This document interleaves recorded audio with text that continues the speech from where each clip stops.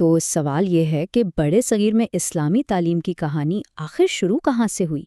وہ کون سے ادارے تھے، وہ کون سی جگہ تھیں جہاں علم کی شمع روشن ہوئی، اور وہاں پڑھایا کیا جاتا تھا؟ آئیے اس سلسلے کے پہلے حصے میں ہم اسی کہانی کی جڑوں تک چلتے ہیں، دیکھتے ہیں کہ وہ پہلے نقوش کیسے بنے اور وہ بنیاد کیسے رکھی گئی جس پر آنے والی صدیوں کی علمی عمارت کھڑی ہوئی۔ اس سفر میں ہم سب سے پہلے دیکھیں گے کہ وہ ابتدائی نقوش کیسے بنے، پھر سمجھیں گے کہ فتح سندھ نے اس کام کو ایک سیاسی بنیاد کیسے فراہم کی۔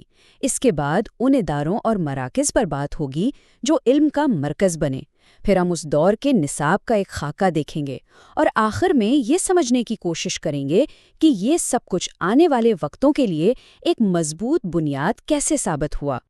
تو چلیے کہانی کو بالکل شروع سے شروع کرتے ہیں۔ برِ صغیر میں اسلام کی علمی روایت آپ کہہ سکتے ہیں کہ دو الگ الگ راستوں سے داخل ہوئی۔ ایک راستہ تھا سمندر کا، یعنی تجارت کے ذریعے، اور دوسرا راستہ بہت بعد میں کھلا، یعنی فوجی فتوحات کے ذریعے۔ یہ ٹائم لائن واقعی بہت دلچسپ ہے۔ اکثر لوگ سمجھتے ہیں کہ کہانی 712 عیسوی سے شروع ہوتی ہے، لیکن حقیقت یہ ہے کہ اس سے تقریباً ایک صدی پہلے 629 عیسوی میں ہی کیرلا کے ساحل پر عرب تاجر ایک مسجد تعمیر کر چکے تھے۔ اور یہ صرف ایک مسجد نہیں تھی، یہ اس خطے میں علم کا پہلا باقاعدہ مرکز بھی تھی جہاں سے تعلیم کا سلسلہ شروع ہوا۔ اور یہ سمجھنا بہت ضروری ہے کہ یہ شروعات بہت پرامن اور آپ کہہ سکتے ہیں ایک قدرتی عمل کے تحت ہوئی، کوئی زبردستی نہیں تھی، بلکہ ثقافتی لین دین تھا۔ مسجد ایک سماجی مرکز بن گئی جہاں لوگ تجارت کے ساتھ ساتھ بنیادی دینی باتیں سیکھتے تھے، قرآن پڑھنا سیکھتے تھے، علم گویا روزمرہ کی زندگی کا حصہ بن کر پھیلا۔ اچھا، اب آتے ہیں کہانی کے اس اہم موڑ پر جس نے تعلیم کے اس پورے نظام کو ایک نئی منظم شکل دی، یعنی جب ریاست اس عمل کا حصہ بنی۔ جی ہاں، 712 عیسوی محمد بن قاسم کی سندھ آمد کا سال۔ اس ایک واقعے نے تعلیم کو انفرادی کوششوں سے نکال کر ریاستی سرپرستی میں دے دیا، اور اس سے علم کے پھیلاؤ کی رفتار اور سمت دونوں ہی بدل گئیں۔ تو فتح سندھ کے بعد کیا بدلا؟ بہت کچھ۔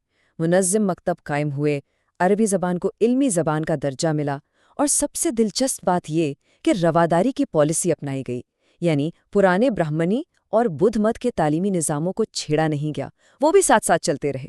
اس نے تصادم کے بجائے ایک علمی ہم آہنگی کو جنم دیا، اور پھر جب بغداد اور بخارا جیسے بڑے علمی شہروں سے علماء یہاں آنے لگے تو یہ خطہ پوری اسلامی دنیا کے علمی نیٹ ورک کا حصہ بن گیا۔ آئیے اب ذرا ان اداروں پر نظر ڈالتے ہیں جو اس دور میں تعلیم کی ریڑھ کی ہڈی تھے، مطلب تعلیم دی کہاں جا رہی تھی۔ سب سے پہلی اور بنیادی اکائی تھی مکتب۔ سمجھ لیجئے کہ یہ آج کے پرائمری اسکول کی طرح تھا۔ ہر مسجد کے ساتھ ایک مکتب ہوتا تھا جہاں ہر بچے کو بنیادی تعلیم یعنی قرآن پڑھنا لکھنا سکھایا جاتا تھا۔ یہیں سے علم کے سفر کا آغاز ہوتا تھا۔ مکتب کے بعد اگلا درجہ تھا مدرسہ کا۔ یہ اعلیٰ تعلیم کا مرکز تھا، ایک طرح سے اس دور کی یونیورسٹیاں، جہاں سے بڑے بڑے عالم، فقیہ اور قاضی فارغ التحصیل ہوتے تھے۔ یہاں تعلیم کا معیار بہت بلند ہوتا تھا۔ تو یہ دو سطحی نظام بالکل واضح تھا، مکتب بنیادی تعلیم سب کے لیے، اور مدرسہ اعلیٰ تعلیم ماہرین کے لیے۔ اس بہترین ساٹھ نے علم کے حصول کو ایک بہت ہی منظم شکل دے دی تھی۔ لیکن ایک تیسرا مرکز بھی تھا، اور وہ بہت اہم تھا، خانقاہ۔ یہاں علم صرف دماغ کی ورزش نہیں تھا بلکہ روح کی تربیت بھی تھا۔ صوفیہ نے تزکیہ نفس کو علم کا حصہ بنایا اور تعلیم کو خواص کی محفلوں سے نکال کر عوام تک پہنچا دیا۔ خانقاہ نے علم کو ایک روحانی اور اخلاقی جہت عطا کی۔ تو اب ہم سب سے اہم سوال کی طرف آتے ہیں، آخر ان مکتبوں، مدرسوں اور خانقاہوں میں پڑھایا کیا جاتا تھا؟ نصاب کیا تھا؟ یہ سوال ہمیں اس دور کے علمی ترجیحات کو سمجھنے میں مدد دیتا ہے۔ آئیے دیکھتے ہیں کہ اس نصاب میں کون کون سے علوم شامل تھے اور ان کا اصل مقصد کیا تھا۔ یہاں سب سے اہم اصطلاح ہے منقولات۔ اس کا مطلب ہے وہ علوم جو روایت اور وحی پر مبنی ہیں، جیسے قرآن کی تفسیر، حدیث اور فقہ۔ اس دور میں سب سے بڑا مقصد یہ تھا کہ اس علم کو اس کی خالص ترین شکل میں محفوظ کیا جائے اور اگلی نسلوں تک پہنچایا جائے تاکہ دین کی بنیادیں مضبوط رہیں۔ اب ذرا ان کتابوں کے نام دیکھیے۔ فقہ میں الہدایہ، گرامر میں کافیہ، یہ وہ کتابیں ہیں جو آج بھی صدیاں گزرنے کے بعد ہمارے علمی حلقوں میں جانی جاتی ہیں۔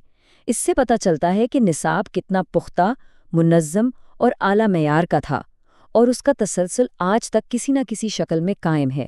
یہ کوئی معمولی بات نہیں ہے۔ لیکن ایک غلط فہمی کو دور کرنا ضروری ہے۔ تعلیم صرف منقولات یعنی دینی علوم تک محدود نہیں تھی۔ البیرونی جیسی عظیم شخصیات کی آمد اس بات کا ثبوت ہے کہ عقلی اور سائنسی علوم یعنی معقولات پر بھی کام ہو رہا تھا۔ اس دور میں ایک بڑا بھرپور علمی ماحول تھا جہاں دین اور دنیا دونوں علوم کو اہمیت دی جا رہی تھی۔ تو آخر میں آئیے ان تمام باتوں کو سمیٹتے ہیں اور دیکھتے ہیں کہ اس ابتدائی دور نے آنے والی صدیوں کے لیے کیسی بنیاد رکھی۔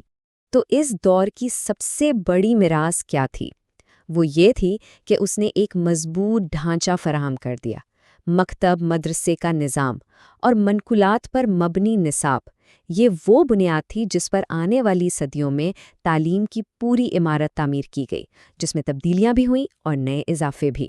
تو خلاصہ یہ ہے کہ اس دور نے ہمیں ایک ادارہ جاتی ماڈل دیا جو صدیوں تک چلا، لیکن اس سے بھی اہم بات یہ ہے کہ اس نے علم کی ترجیحات طے کی۔ خاص طور پر منقولات پر جو زور دیا گیا وہی وہ مرکزی نقطہ تھا جو بعد میں آنے والی تمام اصلاحی تحریکوں کی بحث کا محور بنا۔ چاہے وہ شاہ ولی اللہ ہوں یا سر سید احمد خان، ان سب کی کوششیں اسی بنیادی ڈھانچے اور نصاب کو بہتر بنانے کے گرد گھومتی تھیں۔ اور یہی وہ سوال ہے جو ہمیں اس سلسلے کے اگلے حصے کی طرف لے جاتا ہے۔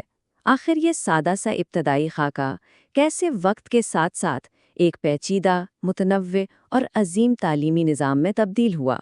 اس سفر میں ہمارے ساتھ رہیے۔